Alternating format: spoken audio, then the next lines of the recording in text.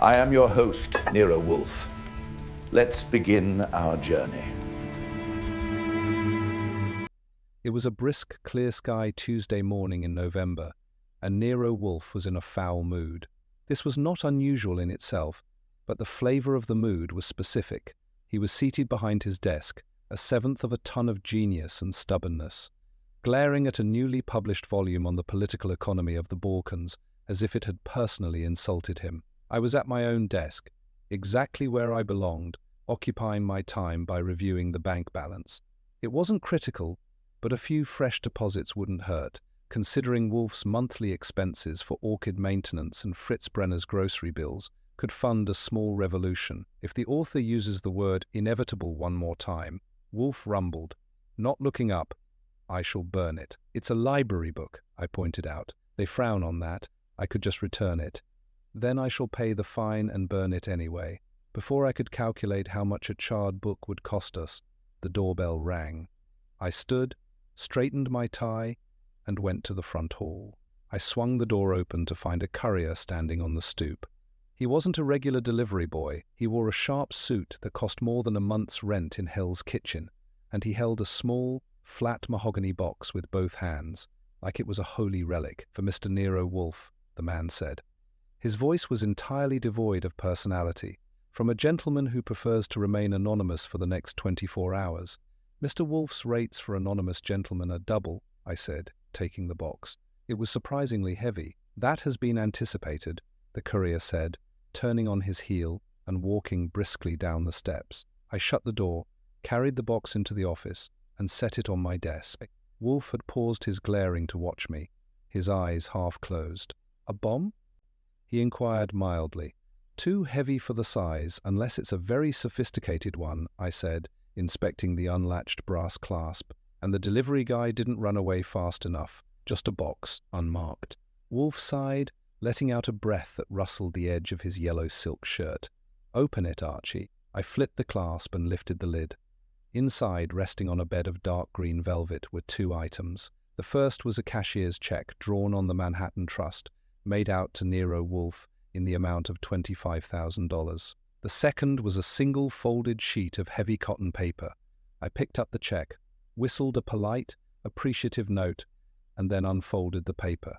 I read it twice just to make sure my eyes were working before walking over and handing both to Wolfe. He didn't reach for them. He merely leaned forward, inspecting the check, and then read the note as I held it. It consisted of 3 sentences typed on a manual machine with a slightly misaligned E. Mr. Wolfe. Sometime between midnight and dawn yesterday, an item was placed inside your personal office without your knowledge. If you can find it by Thursday noon, keep the retainer. If you cannot, the item will be used to ruin a man's life, and it will be known that the instrument of his destruction was housed in your sanctuary. Wolfe stopped breathing.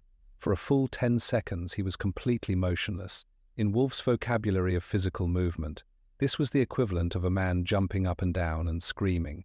The sanctity of the brownstone, his fortress, his controlled universe, was the only thing he valued more than his orchids and his meals.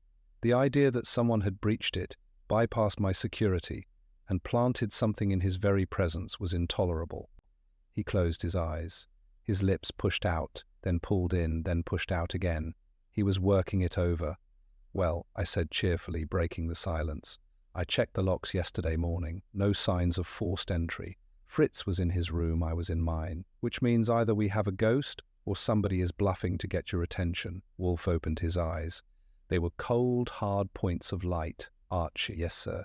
Deposit the check immediately. Then call Saul Panzer. Tell him to be here at 6 o'clock. You think it's a bluff? I think, Wolfe said, his voice dropping an octave, that if someone has been in this room uninvited, I will have their hide on my wall, and if they have not, I will still have their money. We are engaged. He picked up his book, no longer caring about the author's repetitive vocabulary. Begin looking. Searching Nero Wolfe's office is not a job for a man with a bad back or a short attention span. There are roughly 1,200 books on the main shelves, another 400 piled on various tables, a globe roughly the size of a prize-winning pumpkin, a television set Wolfe treats with profound suspicion, and enough knickknacks to outfit a museum of international oddities. I started at the door and worked my way counterclockwise. I checked the undersides of the red leather chairs, the gap behind the oversized dictionary on its stand, and the soil of the 3 blooming orchids Fritz had brought down that morning. Nothing. I even got down on my knees and used a flashlight to inspect the space beneath Wolfe's desk, earning a glare so heavy it could have flattened a tire. "If you are attempting to find dust, Archie, you will have to take that up with Fritz," Wolfe grumbled, shifting his bulk in his custom-made chair. He hadn't turned a page of his book in 20 minutes. "No dust," I reported, standing and dusting off my knees. "And no bomb, no blackmail file, no stolen jewels, and no miniature listening devices. I've gone through every drawer that doesn't require your personal key, and I've checked the cushions. Unless the intruder managed to hide a microdot on the ear of that brass elephant, this room is exactly as it was when I locked up last night." Wolfe's lips moved in a fraction of a grimace. He placed a thin gold bookmark between the pages of his book and set it on the desk.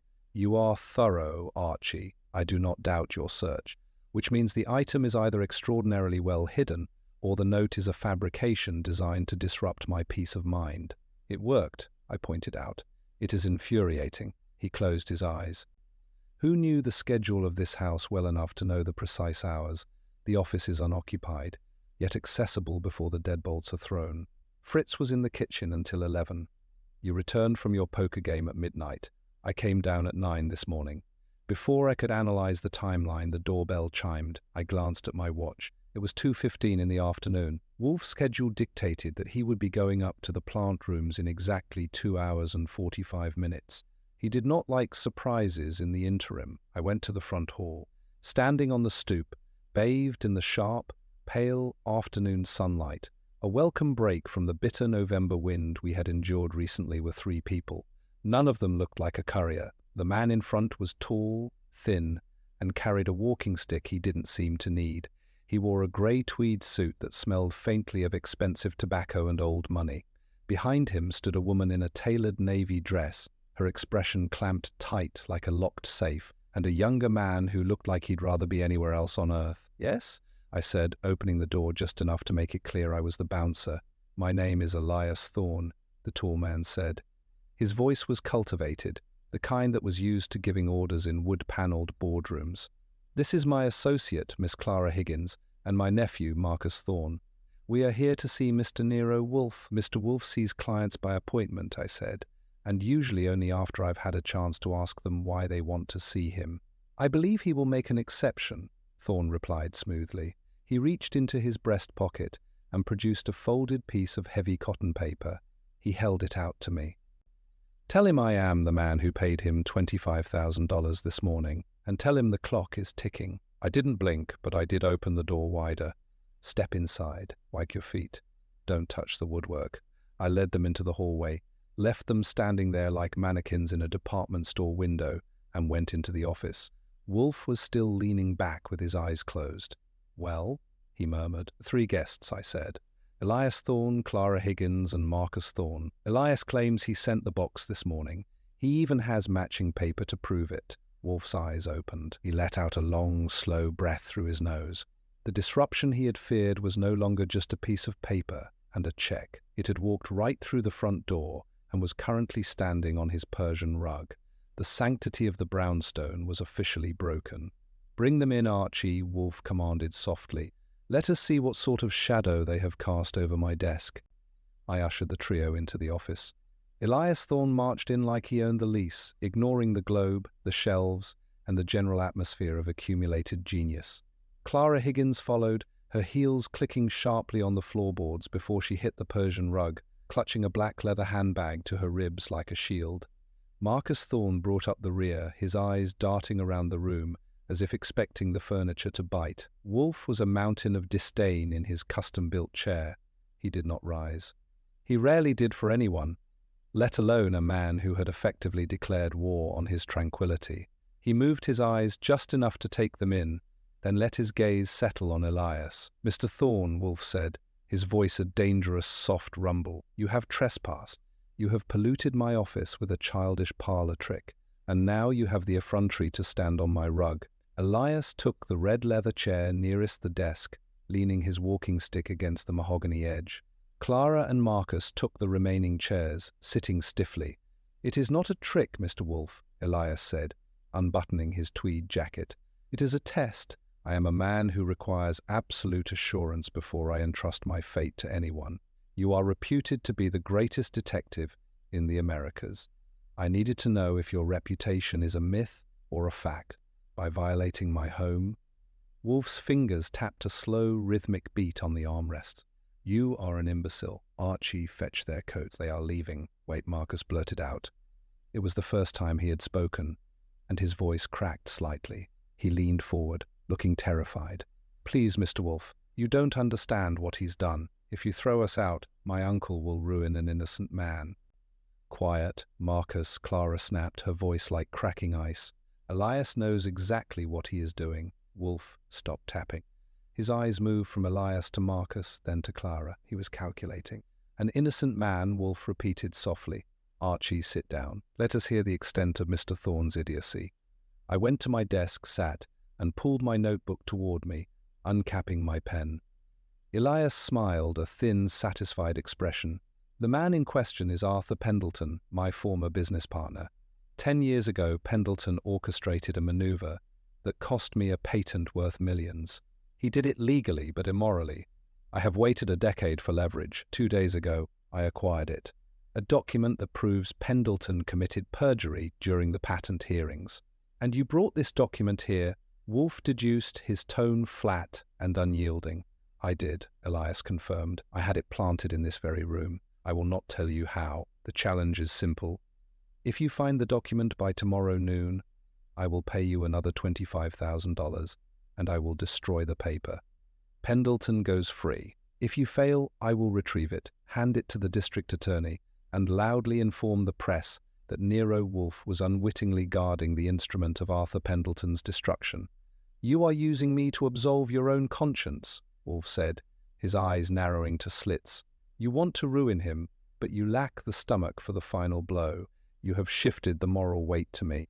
A cowardly wager." Clara shifted in her seat. "Elias is not a coward. Pendleton deserves to hang. But Elias believes in fate. If you find it, fate dictates Pendleton is spared. Furthermore, I have my own interest in this. Pendleton stole my research to secure that patent. I want him exposed, but Elias insists on this absurd theatrical production. Fate." Wolfe spat the word as if it were sour milk. "Phooey. It is a manufactured melodrama." He looked at Marcus. "And you, young man, you clearly object to your uncle's theatre." Marcus swallowed hard. "Arthur Pendleton is going to be my father-in-law next month. I am marrying his daughter, Eleanor.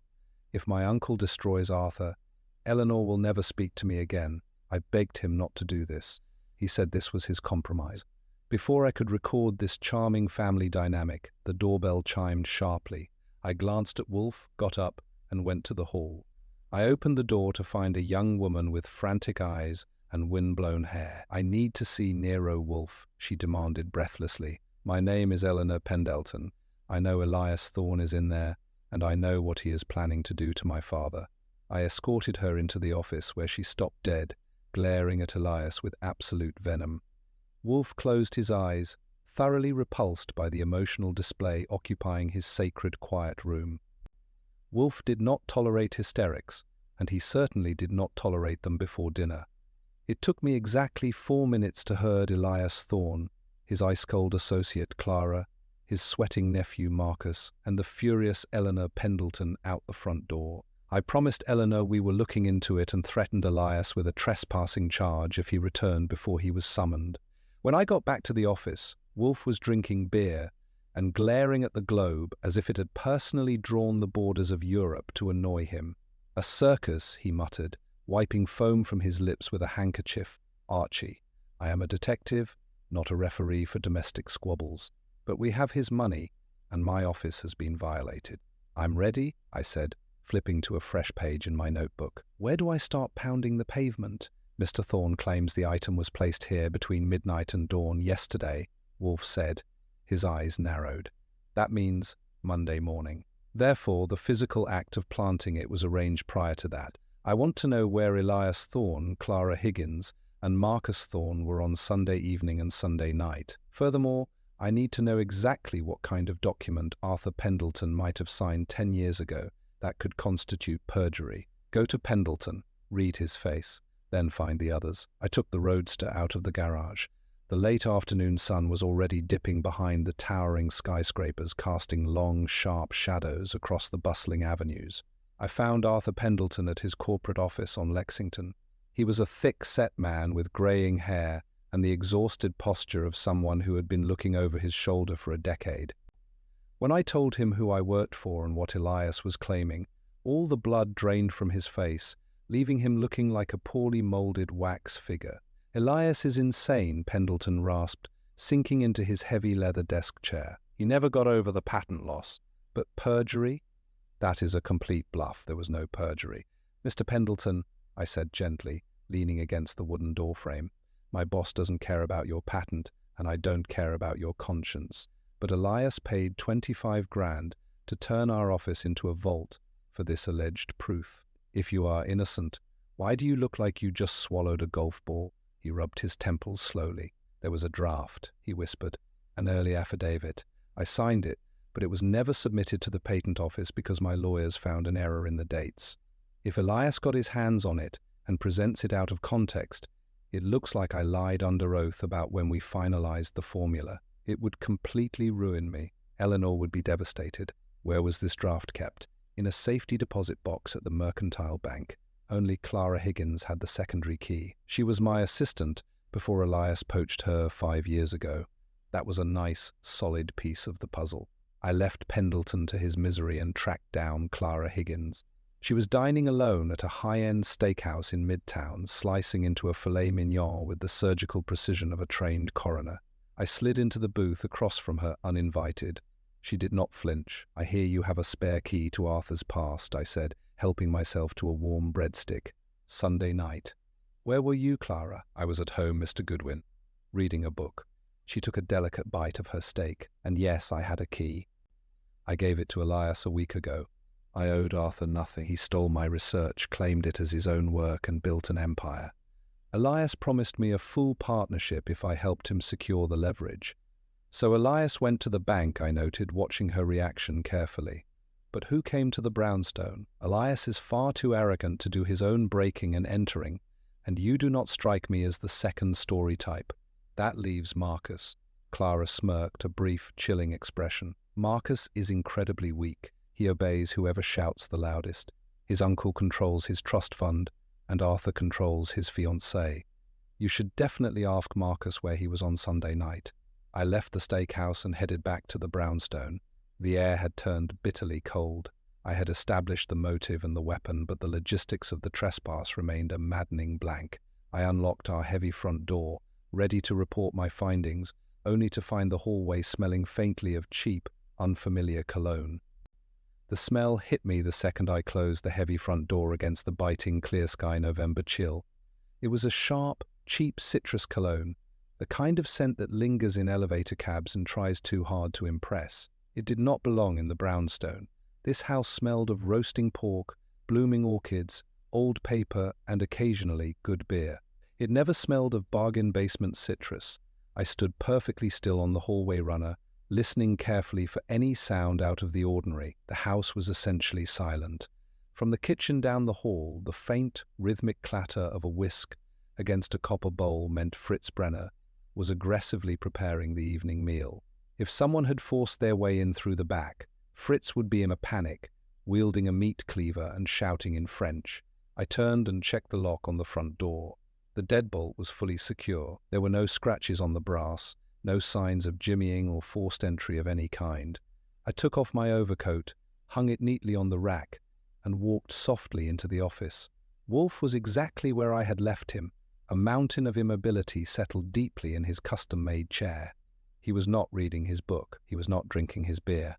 He was sitting perfectly rigid, with his hands resting flat on the broad arms of his chair, his eyes fixed on the center of his desk with a terrifying, unblinking intensity. "We had a visitor," I said, crossing the room and taking my seat at my own desk. "Someone who bathes in synthetic lemon. Did Fritz let anyone in?" Wolfe did not move his eyes from the desk. "No one has been admitted. Fritz has been in the kitchen the entire time. I have been right here." "Then our ghost has a terrible taste in fragrances," I noted. flipping open my notebook to review my afternoon. Before we call a priest to perform an exorcism, you should know what I found. Arthur Pendleton is terrified. He claims the perjury angle is a twisted manipulation of an innocent early draft. Clara Higgins basically admitted she gave Elias the key to the safety deposit box containing that draft. She has a grudge the size of Manhattan against Pendleton, and according to her, Marcus is the weak link who does Elias' dirty work. It paints a neat picture, but it doesn't explain how the document got into this room on Sunday night, or who just perfumed our hallway. Archie. Wolfe's voice was barely more than a tight whisper, which meant he was as close to a raging fury as he ever got. Yes, sir. Look closely at my desk. I stood up, walked over, and leaned over his workspace. There was his green blotter, his polished pen set, the heavy brass elephant, and the thick book on the political economy of the Balkans. It looks exactly like a desk, I said. A very neat, undisturbed desk. The gold bookmark, Wolfe murmured darkly. I looked closer at the closed book. The thin, engraved gold bookmark was resting exactly parallel to the spine, neatly marking a page roughly halfway through the heavy volume. It's there. You put it there this afternoon when Elias Thorne and his unhappy family arrived. I placed it at a 30-degree angle, Wolfe stated, his tone freezing the air in the room. I always place it at an angle, because it allows my thumb to catch the edge effortlessly when I resume reading. Furthermore, it was placed at page 214. It is now resting neatly, entirely flush with the spine, at roughly page 100. I stared at the gold sliver of metal. The implications clicked into place like the heavy tumblers of a bank vault. Someone had been inside the office. Not on Sunday night, but in the last 20 minutes while I was out and Wolfe was presumably upstairs in the plant rooms. They had stood right where I was standing, touched Wolfe's personal things, and rearranged them just enough to leave a signature. The cheap cologne was not an accident. It was a deliberate, arrogant taunt. Were you in the plant rooms? I asked, already knowing the answer. From 4 o'clock until 6 o'clock, Wolfe replied stiffly, as is my unbreakable custom. The office was supposedly unoccupied. The doors were locked, yet someone stood at my desk, touched my property, and shifted my bookmark. They didn't just shift it, I said, stepping back and surveying the room. They were looking for the document, the one Elias claimed to have hidden here. If Elias planted it, he wouldn't need to come back and tear the place apart looking for it, which means our citrus-soaked intruder is someone else entirely, someone who desperately wants to find Elias Leverage before we do. Wolfe closed his eyes and breathed deeply through his nose, his formidable chest rising and falling in a slow, angry rhythm. The sanctuary had not just been breached, it was actively being treated as a playground by competing factions. Call Saul Panzer immediately, Wolfe commanded, his eyes snapping open with a dangerous glint. Tell him the schedule has accelerated, and lock the doors, Archie, all of them. The shadow has grown bold. Panzer arrived at the front door precisely at 6:05, looking as he always did like a man who had just misplaced his last nickel, but knew exactly where to find $1 million if the situation required it. He wore a cap that had seen better decades, and a brown coat that blended into any urban background imaginable. Saul didn't just enter a room, he merged with it. I led him into the office, where the air was still thick with the lingering, offensive ghost of that citrus cologne and Wolfe's mounting indignation. Wolfe was back in his chair, a fresh bottle of beer on the blotter, but he wasn't drinking. He was staring at the gold bookmark I had moved back to its rightful, angled position at page 214. Saul, Wolfe said, acknowledging him with a nod that would have been a bow from a lesser man. Archie has informed you of our predicament. My office has been treated as a public thoroughfare. It is intolerable. The sanctity of this house is being mocked by amateurs with expensive stationery and cheap scents. Saul sat on the edge of one of the yellow chairs, his sharp eyes taking in every inch of the room. I got the gist from Archie's call, Mr. Wolfe. You've got a document hidden in here, or so they say, and someone else just tried to find it while you were upstairs with the orchids. If they didn't find it, they'll be back. If they did, they're halfway to New Jersey by now. They did not find it, Wolfe snapped. If they had, they would not have bothered to meticulously realign my bookmark to hide their presence. They were interrupted, or they were clumsy. Archie tells Saul about the family reunion we hosted earlier, the rundown. Elias Thorne's $25,000 challenge, the missing perjury affidavit, Clara Higgins' icy resentment, and young Marcus' terrified compliance. I also mentioned Eleanor Pendleton's sudden appearance. Saul listened without taking a single note, his memory being a more reliable storage device than any filing cabinet in the city. When I finished, he rubbed his nose and looked at the floorboards.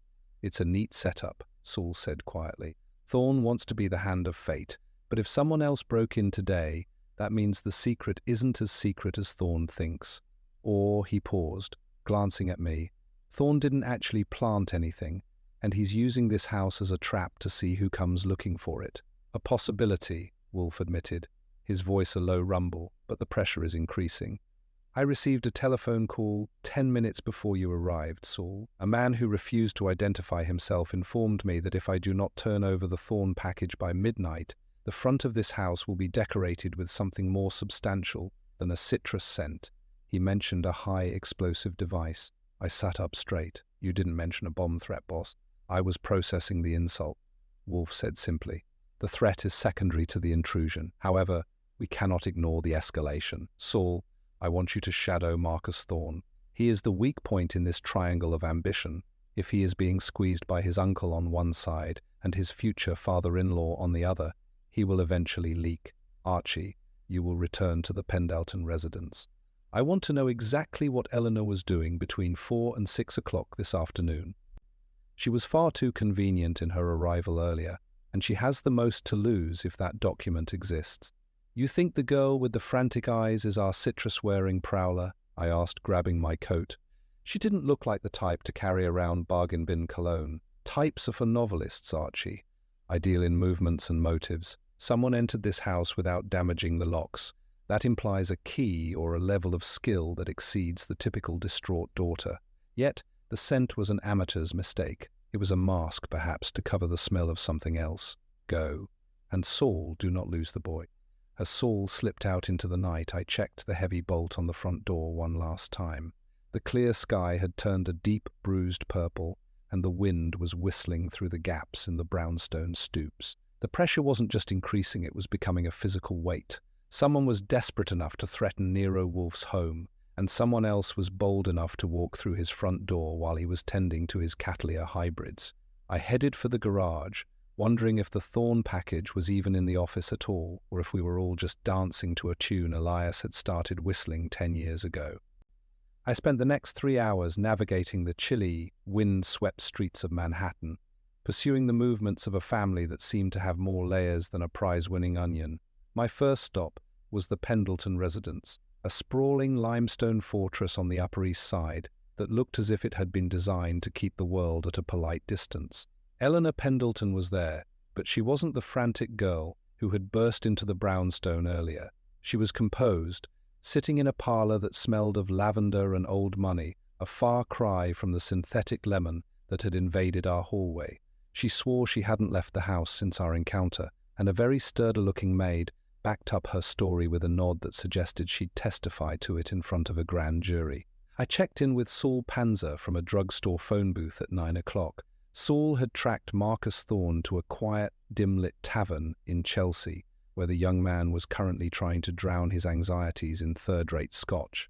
According to Saul, Marcus had been met by a man in a tan raincoat, no names, no long stays, who handed him a small, heavy envelope before vanishing into the fog that was beginning to roll in from the Hudson. Marcus looked like he was ready to bolt, his eyes scanning the door every time it swung open. It was a classic case of a man caught between two fires, and Saul was positioned perfectly to see which one would burn him first. When I returned to the brownstone, the house was silent, but the lights in the office were blazing. Wolfe was sitting at his desk, but he wasn't alone. He had summoned Fritz from the kitchen, and the two of them were engaged in a quiet, intense discussion about the proper way to arrange the items on the bookshelf near the window. It looked like a spring cleaning session, but with Wolfe, nothing was ever that simple. He didn't look up as I walked in, though he acknowledged my presence by tapping his fountain pen twice against the blotter. "Eleanor is accounted for," I reported, tossing my hat onto the rack. "Unless she has a twin or a very convincing hologram. She hasn't moved. Saul is on Marcus, who just received a mystery delivery in a Chelsea dive bar. And the fog is coming in which usually means things are going to get messy. Messy is a subjective term, Archie, Wolfe remarked, finally looking up. His eyes were bright, almost satisfied. I have spent the last hour reconsidering the geography of this room. If I were an arrogant man like Elias Thorne, and I wished to hide a document where it would be most insulting to my host, I would not hide it behind a book or under a rug. I would place it where it is constantly visible, yet utterly ignored, the globe. I guessed, eyeing the massive sphere, or maybe inside the television. Nonsense. Those are hiding places for children playing at spies. No. Elias Thorne is a man of mirrors. He wants the satisfaction of knowing I am looking at his leverage every time I turn my head. Wolfe gestured toward the wall behind my desk, where a framed map of the 19th century New York harbor hung. Archie, remove the backing from that frame. Carefully, I stood on my chair, unhooked the heavy frame, and brought it down to my desk. I used a letter opener to pry back the rusted metal tabs. Behind the yellowed parchment of the map, pressed flat against the cardboard backing, was a single blue tinted sheet of paper. It was the affidavit, the Thorne package. It had been sitting 3 feet from my head all day. He must have swapped the frames weeks ago, I muttered, looking at the precision of the fit. One of his maintenance crews or a delivery man. He's been planning this for a month. Indeed, Wolfe said, his voice humming with a dark, rhythmic triumph. He placed the bait long before he started the clock. But he did not count on the second player, the one who entered today, and moved my bookmark. That person was not looking for the document. They were looking for the map. Wolfe leaned back, his formidable chest expanding. We have the weapon, Archie. Now we require the players. Call them all. Tell Elias, Clara, Marcus, and the Pendletons that the fate Elias so dearly admires has made its decision. They are to be here at 11 o'clock tonight. Tell them the matter of the secret shadow is closed, and the bomb threat, I asked, reaching for the telephone. A bluff by the second player designed to flush us out of the office so they could return for the map. They will be here too, Archie. They won't be able to resist seeing the finale of the play they tried to rewrite. The office was ready by 10:50, and the atmosphere was as thick as the fog currently swallowing the streetlights of West 35th Street. I had arranged the yellow chairs in a semicircle facing Wolfe's desk, creating a stage where every flinch and bead of sweat would be illuminated by the overhead lights. Fritz had brought in a tray of coffee, though the steam rising from the cups did little to thaw the collective chill. Elias Thorne was the first to arrive, leaning on his walking stick with an air of theatrical anticipation. Clara Higgins followed, her face a mask of professional indifference, while Marcus Thorne hovered near the door, looking like he expected a trapdoor to open beneath his feet. Arthur Pendleton and his daughter Eleanor sat together, their hands clasped so tightly their knuckles were white. Wolfe waited until the clock on the mantel struck 11 before he spoke. He didn't look like a man who had been threatened with a bomb or a scandal. He looked like a judge who had already written his verdict and was merely waiting for the court reporter to find a fresh ribbon. He leaned forward, his palms flat on the desk, his eyes moving slowly from Elias to Arthur. "We are here," Wolfe began, his voice a low, resonant vibration, "because Mr. Thorne believes in the mechanics of fate. He placed a document in this room weeks ago, disguised as a piece of history, and then started a clock to see if my intellect could match his arrogance. He wanted a sign from the universe. I, however, prefer facts to mysticism." "You found it then?" Elias asked, a thin, triumphant smile touching his lips. "The affidavit? The proof that Arthur is a perjurer and a thief?" "I found a piece of paper," Wolfe said, lifting the blue-tinted sheet from his blotter. "But more importantly, I found the reason someone else entered this office this afternoon while I was upstairs. Someone who did not care about your petty decade-old grudge, Elias, but who cared very much about what was hidden behind that map of the New York harbor." Marcus Thorne shifted in his chair, the leather creaking loudly in the silence. "Uncle, I told you this was a mistake. People are getting hurt. That man in Chelsea, quiet," Marcus, Clara snapped, but her eyes were fixed on the paper in Wolfe's hand. "The man in Chelsea," Wolfe continued, ignoring the interruption, provided young Mr. Thorne with an envelope. "Archie, would you be so kind as to retrieve it from Marcus' coat pocket?" He left it in the hallway, thinking it was safe from my curiosity. I stepped out, grabbed the heavy envelope I had already spotted when I took Marcus' coat, and brought it back. I handed it to Wolfe, who opened it with a silver letter opener. He pulled out a stack of blueprints, modern, detailed schematics for the Pendleton Corporation's newest laboratory. "This is the shadow in the study," Wolfe remarked, tossing the blueprints onto the desk. "Elias, you thought you were the master of this game. You planted your old affidavit to ruin Arthur's reputation. But Clara Higgins had a much more contemporary ambition. She knew you had access to this house. She knew you had a plan to hide a document here. She used your test as a screen to hide something far more valuable. Stolen industrial secrets she intended to sell to Arthur's competitors." Clara stood up, her face finally breaking into a snarl. "That is an absurd lie. I have been loyal to Elias for years." "Loyalty is a fluid concept for you, Miss Higgins," Wolfe said, his eyes narrowing. "You were the one who entered this afternoon. You didn't come for the affidavit. You came to retrieve these blueprints, which you had tucked into the same frame behind the map, thinking no one would look twice at a hidden compartment once the fake game began. But you were interrupted by Archie's return, leaving you just enough time to straighten a bookmark and leave a scent of citrus that practically screamed your presence." Arthur Pendleton gasped, looking at the blueprints.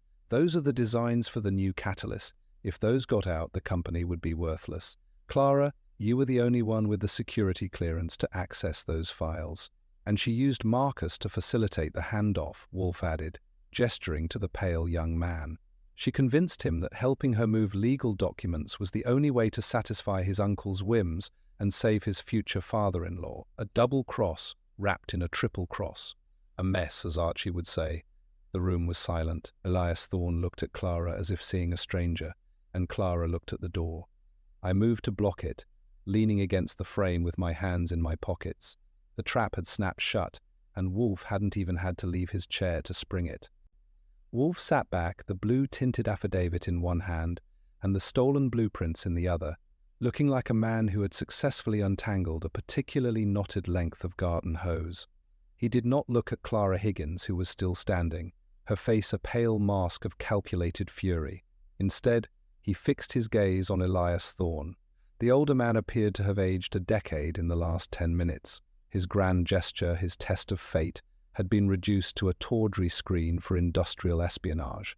It was the ultimate insult to a man who fancied himself a master of strategy. "You see, Mr. Thorne," Wolfe said, his voice dropping to a smooth, dangerous silkiness, "you were so enamored with your own cleverness that you failed to account for the proximity of greed.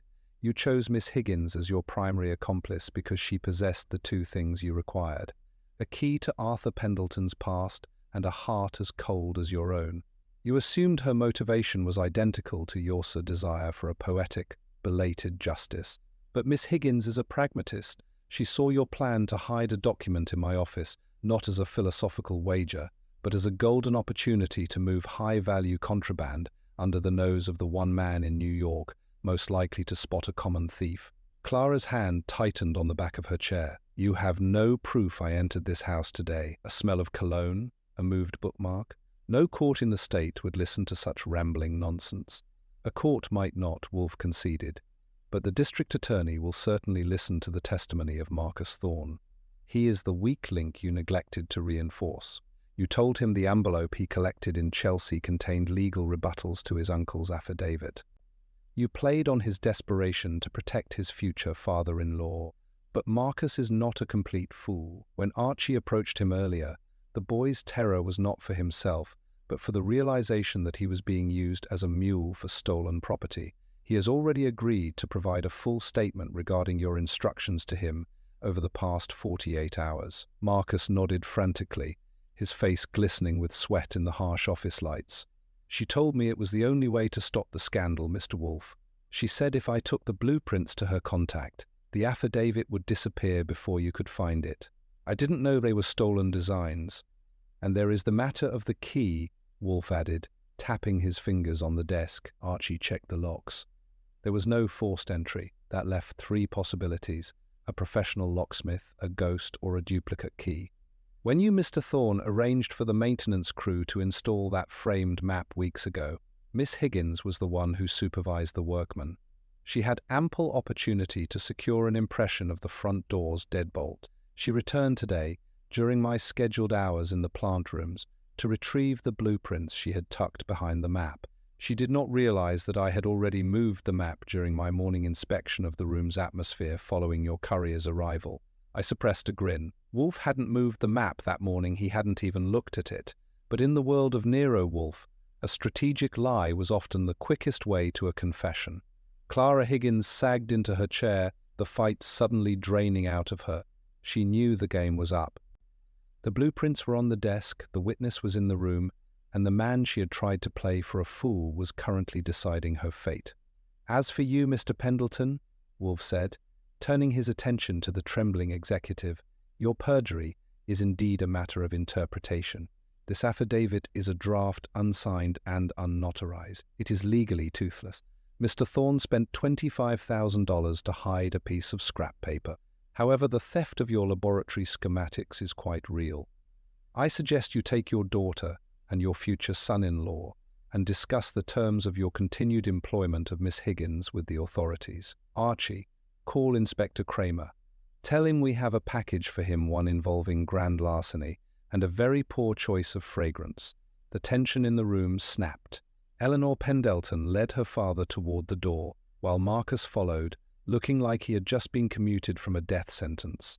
Clara Higgins sat motionless, staring at the floor, while Elias Thorne stood by the window, his back to the room, staring out into the fog at the ruins of his grand, vengeful design. The shadow in the study had been chased away by the cold, hard light of Wolfe's logic. The heavy front door finally clicked shut behind Inspector Cramer and his two uniformed escorts, who had looked remarkably disappointed that they hadn't been required to break anything. The house was once again a fortress of silence, the only remaining trace of the evening's dramatics being the faint, lingering smell of cold coffee and the ghost of that citrus cologne, which was rapidly losing its battle against the aroma of Fritz's roasting leg of lamb. I walked back into the office and found Wolfe exactly where he had been for the last 5 hours, though he had finally condescended to move his gaze from the map of New York Harbor to the tray of beer Fritz had just deposited on the blotter. "Cramer seemed almost polite," I said, leaning against my desk and watching the head on Wolfe's beer settle into a perfect snowy cap. Of course, handing him a case of industrial espionage and a confession from a trust fund nephew on a silver platter tends to have that effect. He didn't even mention the rug once. Wolfe poured the beer with the precision of a chemist, his eyes tracking the amber liquid until the glass was filled to the brim. "Mr. Cramer is a creature of results, Archie. He lacks the imagination to be truly grateful for the intellectual labor involved, but he appreciates the paperwork being tidy. It is a symbiotic relationship, however much he chooses to grumble about it." "And what about Elias Thorne?" I asked, sitting down and pulling my typewriter toward me to begin the formal report. He didn't look like a man who felt he had gotten his $25,000 worth. He lost his leverage, his assistant is going to Sing Sing, and his nephew is probably going to be cut out of the will by next Tuesday. Wolfe took a long, appreciative sip of his beer, then patted his lips with his silk handkerchief. "Mr. Thorne is an architect of his own misfortune. He attempted to weaponize fate, forgetting that fate is merely the name small minds give to the consequences of their own errors. He believed he could control the movements of people as if they were pieces on a chessboard, ignoring the fact that pawns have appetites and bishops have secrets. His vanity was his undoing. He wanted to be a judge instead. He was merely a landlord for a thief. He did pay the bill, though, I noted, checking the ledger, plus the bonus for finding the item before noon on Thursday. That's $50,000 in the clear, minus Saul's fee and the cost of cleaning that citrus stink out of the hallway. "A pittance for the disruption of my peace," Wolfe grumbled, though he didn't look particularly pained by the figure. "Sanctity is not a commodity, Archie. It cannot be bought or sold, and it certainly cannot be restored by a bank draft. That woman stood in this roomy room and treated it as a dead drop for stolen blueprints. She moved my bookmark. She touched my books. If I were a more vindictive man, I would have insisted on a higher retainer. You did all right, I said, grinning. Besides, you got to prove you're smarter than a man who owns 3 patents and a skyscraper. That's worth at least a few extra zeros on the check. Wolfe did not answer. He reached for the heavy volume on the political economy of the Balkans, opened it to page 214, and carefully adjusted the gold bookmark so it rested at its habitual 30-degree angle. He sat there for a moment, his eyes half closed, absorbing the return of the brownstone's natural order. The world outside was cold, foggy, and filled with people who couldn't tell the difference between justice and revenge, but inside these four walls, logic was the only law that mattered. Archie. Yes, sir. Inform Fritz that we shall dine in 15 minutes, and tell him that the lamb requires no further seasoning. The air in this house has been quite seasoned enough for one day. I stood up and headed for the kitchen, pausing at the door to look back at the big man behind the desk. He was already lost in his book, a mountain of yellow silk and stubborn genius, perfectly at home in a world he had reclaimed from the shadows. "You got it, boss," I said. "I'll tell him to hold the lemon." Wolfe didn't even look up. He just turned a page, his thumb catching the edge of the paper with a satisfied rhythmic click that meant the mystery was over and the night had finally begun.